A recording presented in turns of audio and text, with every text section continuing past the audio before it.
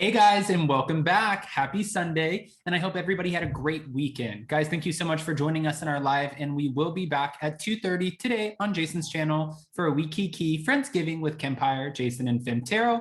And then, of course, back at 4:15 to talk about the ultimate girls trip, well, the Real Housewives. As of right now, we're back to talk about the fact that Ashley Darby is reacting to Nicki Minaj shading the hell out of her at the Real Housewives of Potomac reunion and reveals who she came for the least.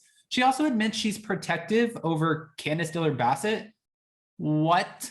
Okay, we have all those details and more, but before we jump in, if you guys haven't already, go ahead, smash that like button. If you're not subscribed, get subscribed. And don't forget to hit that notification bell because, well, you don't want to miss anything we have coming up. With that, let's jump right in.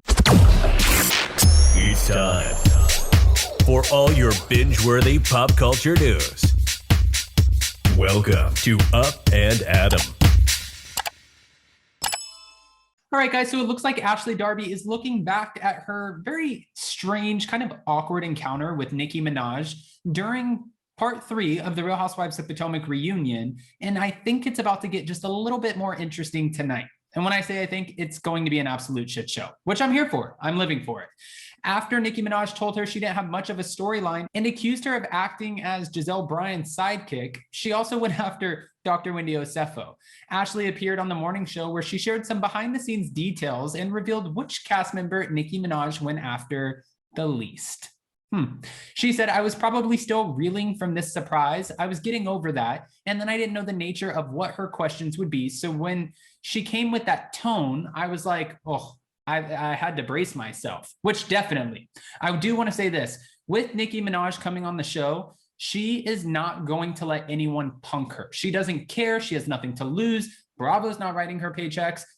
NBC's not writing her paychecks. Nicki can say whatever she wants. So at the point that they invited her on the reunion floor and said, you can have a no holds barred conversation. You can take sides. You can say whatever you want. Be totally biased if you want to. We knew she wasn't coming to play. And that's exactly what happened. Okay. Ashley added that I will say Nicki did have a few nice things to say to me, but those things weren't included. Like she called me juicy and all that. So she buttered me up really good before she stuck it to me. But mind you, like she said, we didn't get any of that. Although Ashley said no lady was spared by Nicki Minaj at the Potomac reunion, she did admit that Nicki was a little bit easier on Karen Huger. Ashley said, I think the person who got it maybe the least was most likely Karen, just because Nicki has made it very clear that she loves her some Ray Ray.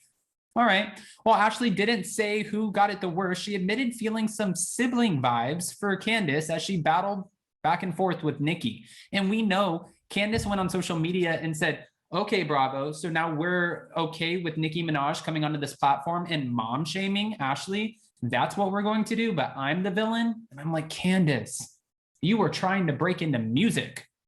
Don't go for Nicki Minaj. Nicki has a lot of pull. She really does have a lot of pull.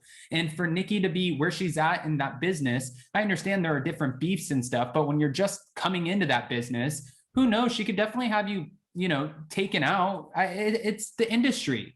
If people don't like you and if they're not willing to work with you, or if they don't want other people that they work with working with you, and they're the ones already making millions of dollars, selling millions of records, yeah, bet your ass they have some pull. Ashley said, Candiace and I have a very sordid past, which I'll say, but there's something about another person coming into our group and talking about us. You just feel this like, well, yeah, I can say that about you, but you can't say that. There's this sort of protection that came. I felt it. She said you in your big ass forehead. She called you a milkmaid. She said so many different comments about your husband. I'm not saying that they should be best friends, but also protective over her. What? And we know that Ashley and Candiace ended up having this meetup in New York where they got along, and we saw photos of that, which shocked us. It makes you kind of feel like sometimes the drama on the show is not that authentic, but I don't get it. If I'm the only one who doesn't get it, you guys are more than welcome to comment below and rip my head off and be like, Adam, you don't understand, which I'll just say, no, you're right. I don't understand. But really, I don't understand. I'm not getting this. When Ashley was then asked about the feud between her husband, Michael Darby, and Candiace's husband, Chris Bassett, she surprisingly confirmed that they've let bygones be bygones. She said, honestly, I would not rule out a friendship between the two of them. Chris is a good guy, and I think that Michael was just feeling the way he was feeling because of how Candiace was approaching me and the things that she said about him. But Chris, he's pretty innocent in this whole equation. Looking back at Nicki's hosting performance, Ashley said the musician was able to ask the questions that Andy Cohen can't ask, and she did her job very well. Andy is incredibly good at his job. There is only one Andy Cohen in this world, but she definitely added a different perspective, and that was part of the reason she was there. As for future reunions, Ashley said she'd love to see a cameo from Bravo superfan Rihanna. You just want all of these different women to come in who have nothing to lose and rip into everyone. She said Rihanna is also a big fan of Potomac, so if by chance my girl Riri decided that she wanted to parlay in Potomac, she would be more than welcome. Read me, Rihanna. Yeah, be careful what you wish for, because we didn't think Nicki Minaj was going to be coming. But I do have some questions for you guys. Now listening to what Ashley had to say, talking about Nicki and who she went in on the least, I'm not surprised that it would have been Karen Huger, but I am shocked that she's saying she feels this sense of protection over Candiace Bassett. Like, where is this stemming from? Again, I don't get it, but I want to know your thoughts. Obviously, we're getting part 4 of the reunion tonight, which we will be back to talk about tomorrow. So we will take callers and get more into an in-depth conversation when it comes down to it. But at the end of the day, what are your feelings now? As of right now, after watching this video, how do you feel if you had to rate the reunion thus far, 1 to 10, 10 being the highest, what would you give it? I think they're killing it. I think Potomac was able to do something this year that many of the other franchises kind of fell short on, which was deliver ratings based off of just being them. Now, Beverly Hills had great ratings because of the Girardi scandal. New York's ratings were in the dumpster, OC dumpster. Salt Lake City just got good because we got the Jen Shah arrest, which is unfortunate, but it just goes to show that people love a good scandal, and that's why they're tuning in. So for Potomac, they've done the damn thing. They had not only great ratings, they're having a great reunion. The drama still feels a little bit surface and cotton candy. It's not that next level dark cloud over your head negativity.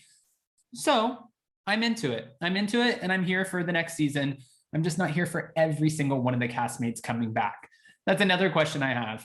If you guys could ask any 2 cast members from the Real Housewives of Potomac, who would it be?